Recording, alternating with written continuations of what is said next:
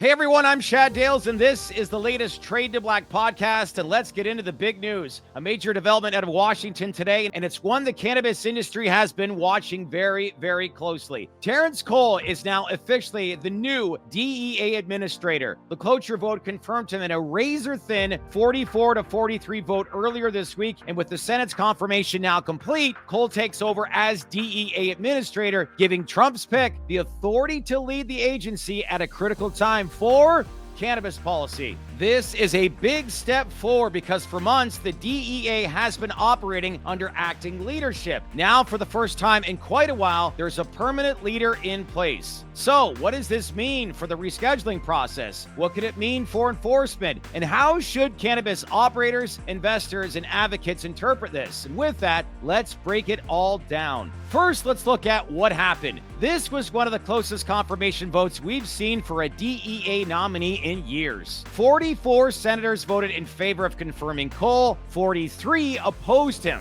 It took weeks of political wrangling, closed-door meetings, and a narrow cloture vote just yesterday to even get to this point. The vote is a sign of just how divided this issue is in Washington right now, and it is very divided. But despite the razor-thin margin, Cole now officially takes over as the head of the DEA. And this comes at a time when the agency's role in cannabis reform, especially around the rescheduling review, has never been more important. Cole has been described as someone with a tough, no-nonsense approach to enforcement. His background includes years of work in federal law enforcement with a strong focus on dismantling large-scale drug trafficking networks. But his views on cannabis policy, that's where things are less clear. So what do we actually know about Terrence Cole's stance? Not much, and that's why this appointment is being met with both optimism but also some caution. On one hand, Cole has publicly stated that he supports modernizing enforcement priorities to focus on violent crime and major trafficking operations. Some observers interpret that as a potential willingness to deprioritize small-scale cannabis enforcement. On the other hand, Cole has never explicitly stated where he stands on marijuana rescheduling. He hasn't said whether he believes cannabis should be moved to Schedule 3, which is kept as a Schedule 1 drug, or handled differently altogether. And that uncertainty is exactly why today's confirmation is so significant, because for the first time, we now have a single individual with the authority to guide how the DEA proceeds with this whole rescheduling process.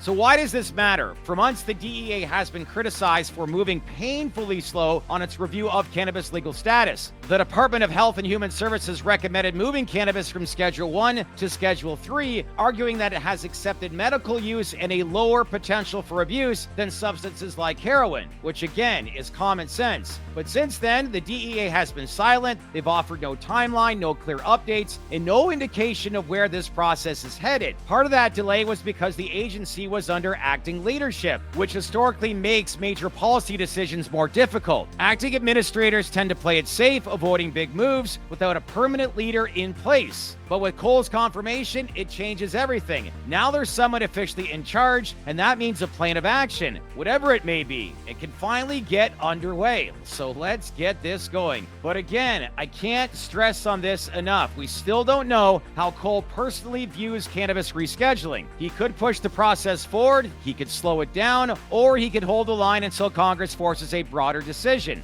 Either way, the industry finally has a point person to watch, and that is a good thing. So what does this mean for enforcement? Cole's enforcement philosophy could also have a big impact on how the legal and illicit cannabis markets evolve over the next year. Cole has a reputation for being aggressive against illegal trafficking networks, and Trump's administration has made it clear that they're cracking down on the illicit cannabis market, and it's a top priority. So don't expect Cole to ease up on enforcement against unlicensed operators, especially those tied to organized crime and really the CCP. So what about licensed state legal cannabis businesses? That's where things could get a little bit complicated. Cole has said in the past statements, though not specifically about cannabis, that federal resources should be focused where they're most effective. So some are hopeful that this means less attention will be given to state licensed cannabis operations that are already complying with strict regulations. But until Cole makes an official statement, it's hard to know for sure. But all signs point in that direction. So really, really, what should investors, operators, and advocates be paying attention to now that Cole is officially in place? First, Cole's first public statement as DEA Administrator. This will be our best chance to understand his priorities. If he even briefly mentions cannabis or rescheduling, that will be a major clue as to how he intends to approach this issue. Second, changes in enforcement patterns. If Cole shifts resources away from small-scale cannabis enforcement and focuses more on organized trafficking, that would be seen as a positive sign for state legal markets. Third would be any formal updates on the rescheduling review. With permanent leadership now in place, there's a chance we could start seeing more public updates from the DEA, and we can only hope at this point. So even if those updates don't immediately result in a decision, the fact that we might start getting clear communication is a huge step forward. And then fourth, political pressure. Now that the DEA has a permanent leadership, both Congress and the White House may increase pressure to get the rescheduling process moving. So remember, this isn't just about cannabis, it's about optics. Trump's administration, they've been vocal about wanting to create jobs and reduce illegal cartel activity, and rescheduling fits into that narrative. So really, Cole may now face pressure from multiple sides to move faster, or conversely, to slow things down depending on political winds shift. So now when we look at this and what it means for investors and their perspective, Cole's confirmation brings one thing that the market likes, and that's certainty in leadership. For months, speculation about the DEA's acting leadership, whether anyone would be confirmed, has added to investor uncertainty. Now, whether you're bullish or cautious on cannabis stocks, at least there's a name and a face in charge. That doesn't mean the market will immediately respond with a big rally, far from it. But let's face it, having a confirmed leader means decisions, good or bad, are more likely to start happening rather than being stuck in limbo. And for investors, any news is better than no news at all, because markets can adjust to decisions once they're made. So really, here's the big takeaway. This is a win for cannabis reform in one very specific way. We finally know who's leading the DEA, and for the first time in months, there's a permanent decision maker in place, and that means a plan of action. Whatever it looks like, it can finally get underway. But we still don't know exactly how Terrence Cole will approach cannabis rescheduling or what his long-term priorities will be. Will he push the process forward? Will he slow things down? Or will he simply let the political process play out before making any major moves? Let us know by leaving your comments below. Let's keep this conversation going. Would love to get your feedback. As usual,